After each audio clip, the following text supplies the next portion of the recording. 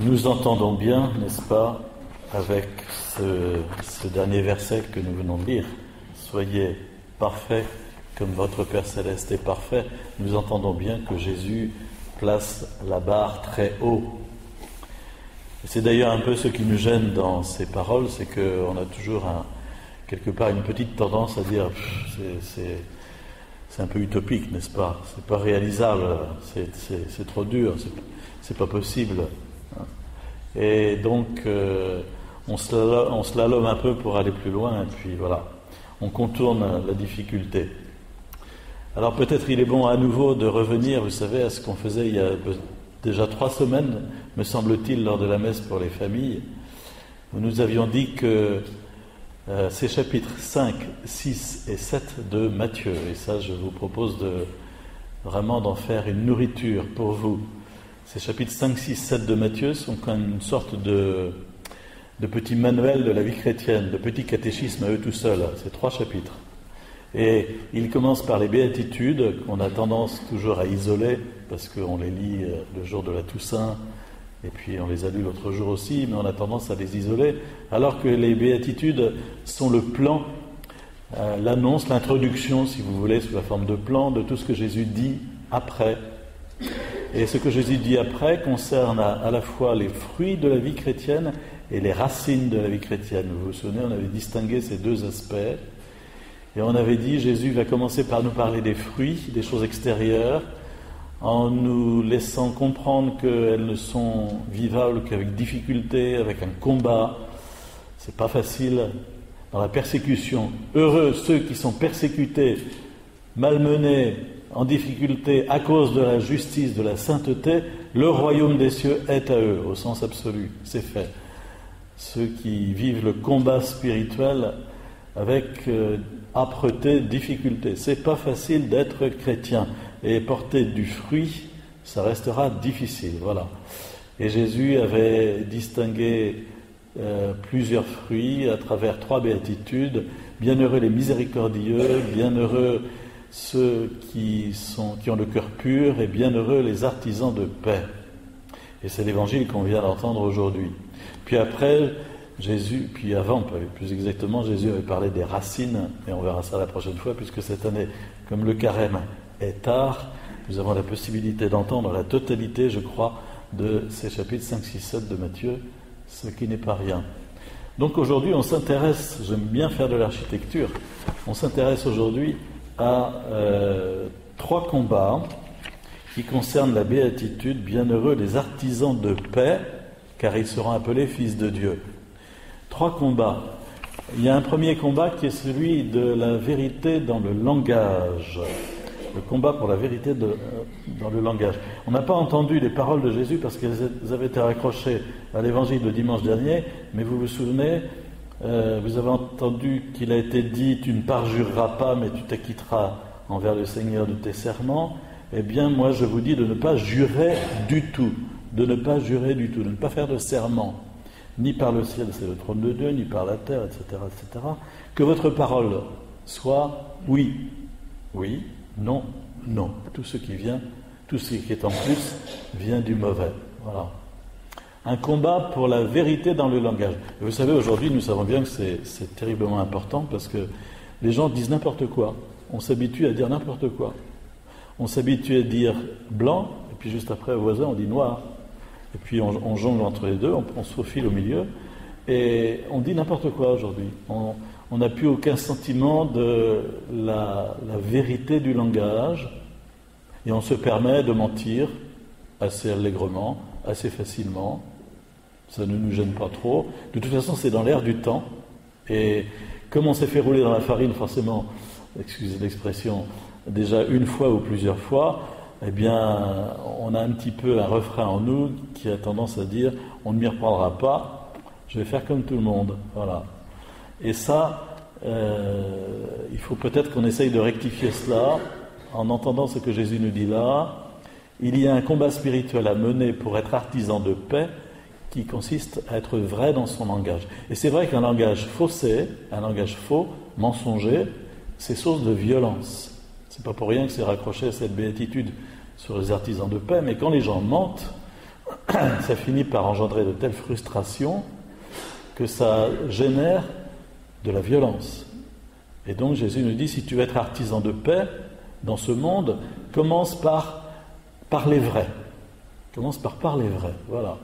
Sois vrai dans ton langage. Bannis le mensonge. Si je voulais vous faire rire, je vous raconterai peut-être la dernière fois où j'ai menti vraiment, s'il y a une trentaine d'années. J'avais été invité, mais menti vraiment, sciemment, si vous voulez. Hein.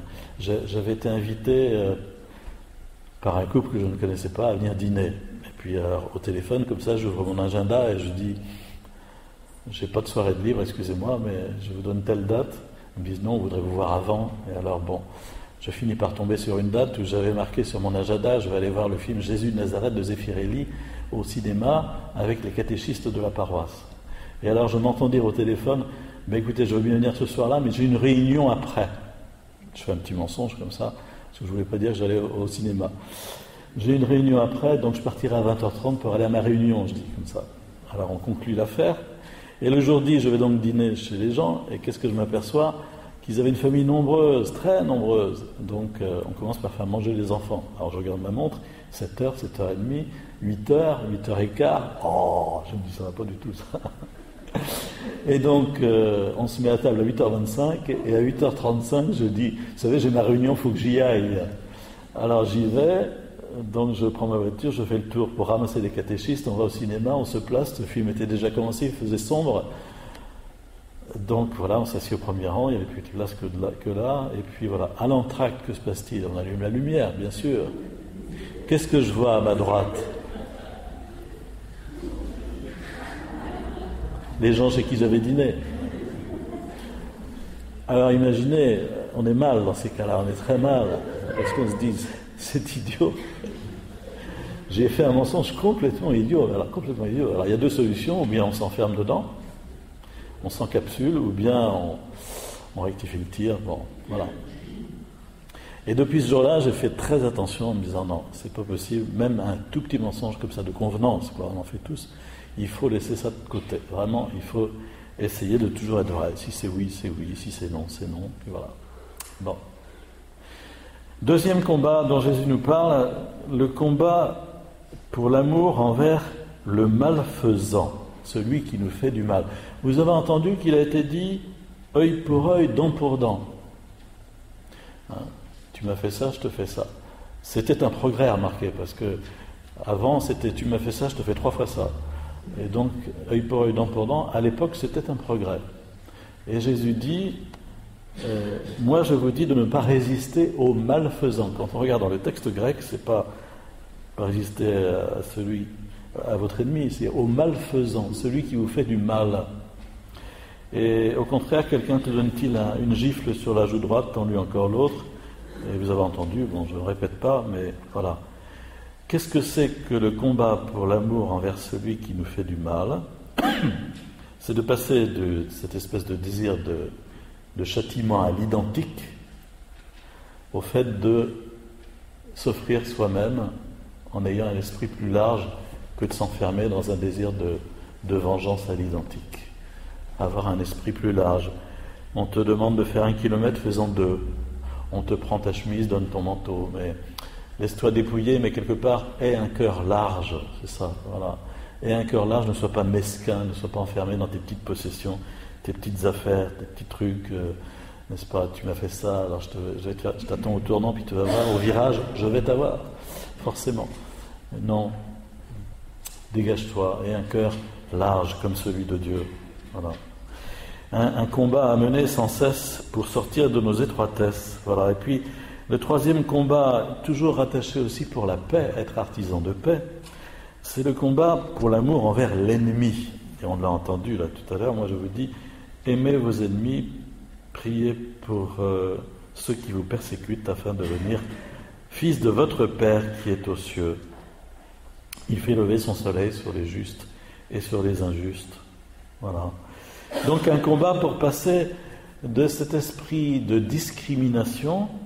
Tu aimeras ton prochain, mais tu haïras ton ennemi. Il y a ceux qui sont blancs, puis ceux qui sont noirs. Passer d'un esprit de discrimination, hein. Il y a ceux qui sont comme moi, il y a mon petit cercle, il y a Hein, c'est très en vogue dans le milieu catho-bobo. On est tous, voilà, il y a un réseau là, et donc on est dans notre réseau, c'est bien, c'est sympa, on est bien, ça fait chaud avec le cœur. On est ensemble, on est vraiment bien ensemble. Ah, est-ce qu'on est bien ensemble? Tu aimeras ton prochain, mais tu haïras ton ennemi. On fait pas attention à l'autre qui est différent, on le maintient à distance, voilà, on se coupe, c'est pas notre milieu, ils sont pas comme nous, c'est pas pareil, hein. Donc ils n'ont pas droit aux mêmes attentions, aux mêmes salutations, etc., etc. Vous savez, aujourd'hui dans notre Église, il faut qu'on fasse très attention à ça parce que c'est assez présent, malheureusement, c'est assez présent. Et il faut s'en offusquer, il faut refuser ça. Il faut vraiment refuser d'entrer dans ce système-là. Parce que, précisément, Dieu aime tous les hommes de la même façon et il nous demande d'avoir un cœur à l'identique du sien autant que possible, un cœur assez large pour générer l'amour envers l'ennemi. Envers l'ennemi. Mais alors, qui c'est l'ennemi? Je vous laisse choisir. Qui c'est votre ennemi? Quelquefois, ça peut être son conjoint. Quelquefois, ça peut être des gens très très proches, quoi. Qui n'a pas ressenti des plus proches comme ses ennemis, quelquefois? Donc, désarmer son propre cœur de la violence qui l'habite envers celui qui est désigné comme le mauvais dans le texte grec, l'ennemi. Voilà. Un combat pour passer de la discrimination à la charité véritable. Et ainsi, l'évangile d'aujourd'hui, alors je mettrai cette feuille en ligne sur Internet, sur mon blog, à côté du fichier son de cette homélie. Ainsi, aujourd'hui, Jésus nous commente la béatitude sur les artisans de paix. Bienheureux les artisans de paix, ils seront appelés fils de Dieu. À travers ces trois combats, le combat pour la vérité dans le langage, le combat pour l'amour envers le malfaisant et le combat pour l'amour envers l'ennemi.